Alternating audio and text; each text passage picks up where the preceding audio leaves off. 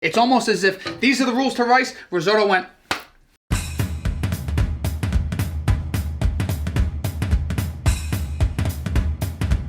Hey everybody, welcome to Joe Make Me Cook. Today, we're making risotto. Now, risotto is the perfect example of cooking with love, right? You can't rush risotto. It's not something you can just whip up. Nobody's whipping up risotto 6 o'clock at night. Tuesday, you come home, you got 3 kids, one swallows a fidget cube, you're over here stirring rice. Don't DM me, I'm telling you. I'm giving you a fair warning, all right? You need to take your time with it.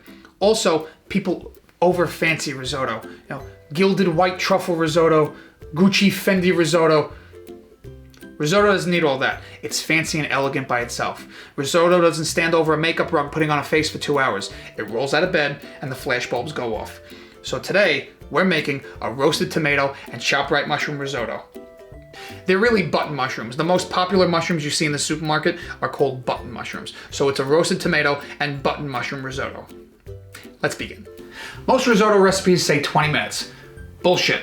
It's gonna take a half hour. It takes 10 minutes just for the onions to sweat down, and then 20 minutes to cook the rice if you're lucky. And then you have to cook everything that you're gonna throw in it. So realistically, 40 minutes, half hour. I'm not gonna lie to you, it's gonna take an hour. Everything takes an hour, ice cream takes an hour, salads take an hour. Anything you make on the internet that you're gonna watch a video is gonna be an hour. I'm helping you out. So this is what you'll need. Arborio rice. It's a short grain rice with a high starch content, that's what you use for risotto. A Vidalia onion, chicken stock, a squeeze of lemon, Parmesan cheese, olive oil, salt, pepper, and whatever you're gonna throw in your risotto today with mushrooms and grape tomatoes. And last but not least, saffron. Saffron that really doesn't add much to taste. Some people say it has a floral taste. It does a little bit, but this today is gonna be used for color. It's gonna give the risotto a nice yellow color, a deep, rich yellow color. You do not need it. It's simply for aesthetics. I like using it. It's $7 for this. So if you don't want it, you don't have to use it. Well, first we're gonna start with roasting our tomatoes. We're gonna cut them up. A little olive oil, salt, and black pepper. I've said it before, when you're roasting, a lot of black pepper. All right, 400-degree oven. When you're washing your mushrooms, you gotta be careful. If they're pre-sliced, you really gotta dry them out because they're gonna absorb moisture and they're already full of moisture. Just make sure that if they're pre-sliced, you let them dry. Mushrooms retain a lot of water. You don't wanna add more water to the pan. When buying button mushrooms, you try and get the ones with the biggest heads. So you have more to work with, that's all. Wasn't anything sexual.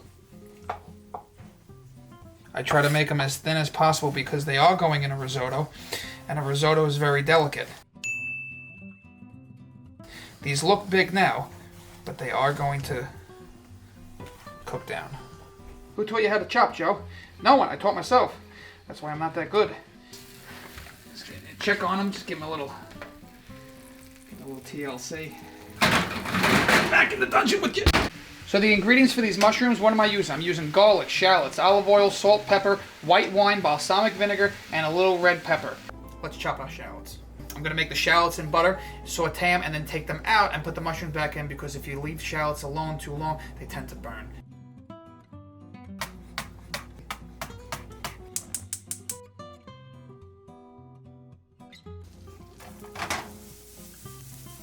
I salt and pepper everything. Some people go, oh, well, there's already salt in something else. No. Cooking is the only time where you can actually be selfish. Everything gets its own salt and its own pepper. The trick is not using too much. Shallots also tend to burn in butter, too. I mentioned that before. Shallots tend to burn very quickly, so you have to keep an eye on them, and you can't leave them alone. So, normally I'd let the shallots cook down a little more. These are actually almost perfect, but what's gonna happen, they're gonna end up cooking with the mushrooms again. So they'll finish cooking with the mushrooms. So we're just gonna put these on the side by themselves. Wiping this out because any leftover bits, they're gonna burn and change the flavor of the mushrooms. Hot pan, right? You're gonna watch how much moisture these mushrooms are gonna give off once they start to cook. Ah!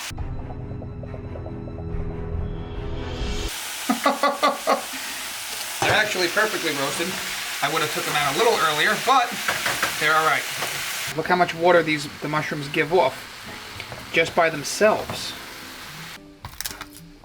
Whenever a recipe calls for 1 clove of garlic, it's bullshit. You always use more than one. What are you feeding, elves? all the moisture has expelled from the mushrooms.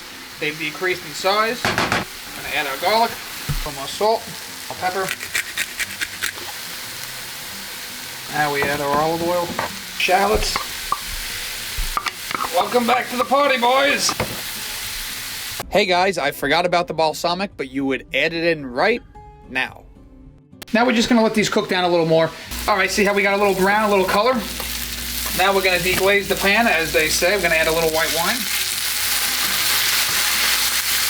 And fuck a little more. We're gonna wait for all the alcohol to cook out of the mushrooms. How do you know when the alcohol cooks out? I don't really know. That's experience, when you can know just by looking at it. I go by taste, I wait a few minutes. So Joe, do you know how to do it? Well, yes, but certainly not enough to teach it.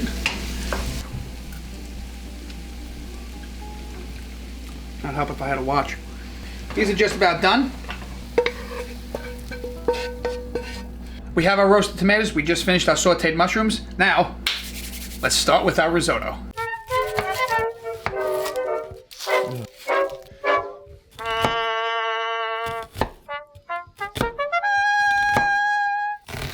The first step is chopping down this Vidalia onion and cooking it down in olive oil in a process they call sweating. Sweating down is a process of cooking the onion where it becomes translucent, but it has no color. It doesn't caramelize, it doesn't get brown, it just becomes, well, we want it to be almost invisible. Yellow, really. You want a good amount of olive oil, because these onions have to be heavily coated and it's all flavor.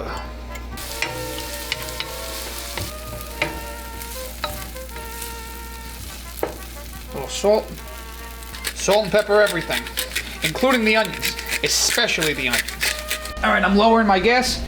We're gonna cook these down till they get translucent, and we're gonna stop them right before they begin to brown. We're sweating the onions. Low and slow. This might take 10 minutes, might take 15. I can sweat onions down for 20 minutes, just because I like to watch them glow. You don't wanna add cold broth to the hot pot. It's gonna slow the cooking process. This is already gonna take a year and a day. In fact, we started this rice in 1972. It takes a while. If it's a half hour, you're gonna add at least a good amount of time onto it. So you wanna add hot broth. It doesn't have to simmer to a boil, but just keep it hot as you're adding to it. Our stock is hot, our pot is hot. We're gonna add our arborio rice to our onions. Now you just wanna move the rice around and let it get all the color and absorb all the oil. And it's gonna mildly toast the rice. This is where they would say, look at this beautiful medley of toasted arborio and sweated down onions. They wouldn't say sweated down. Oh, how much rice did I add? A cup. About a cup of rice to a big Vidalia onion. A cup is a good amount. A cup is a good portion. You know rice grows. Regardless of whether you're having it as a main entree, because sometimes you get risotto as an entree, between two people, or if it's just gonna be a side dish for four, let's face it, you can eat a bathtub of risotto, but we want to avoid that. So it's going to toast down.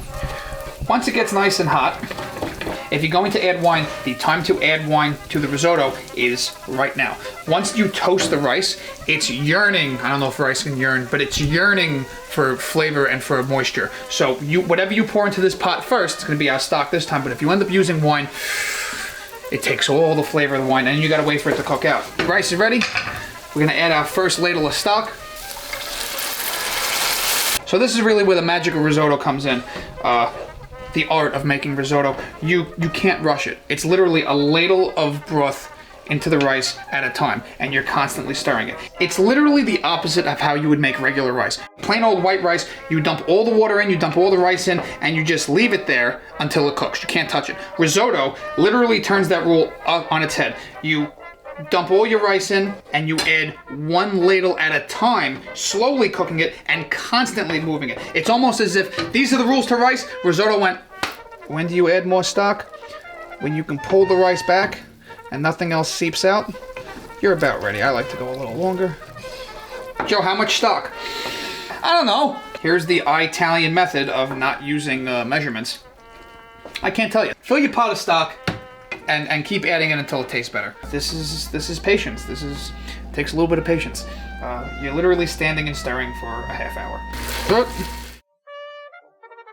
It's time to play America's fastest growing game. Add another ladle of broth. How do you know when it's done? You want the outside to stay soft while the inside has just the slightest amount of, I wouldn't say crunch, but it's a little hard.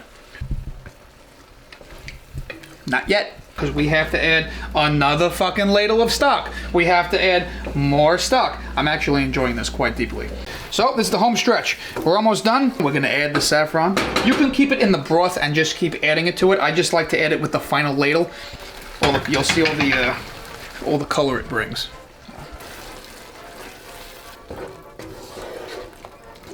All right, now we're gonna add our roasted tomatoes and sauteed mushrooms. In restaurants, they have just a wild mushroom risotto as an entree.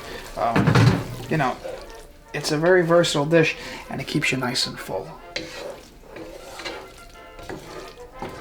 So at the very end, right before you take it off, you can add two things. One, a little citrus. We don't have time to cut the lemon.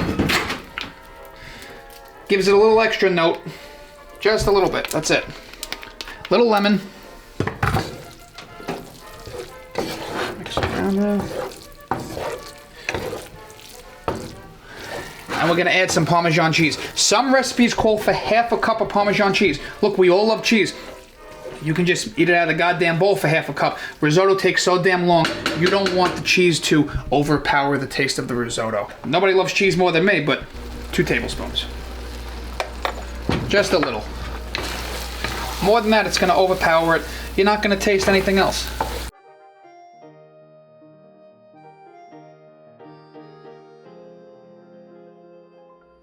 So there you have it, risotto.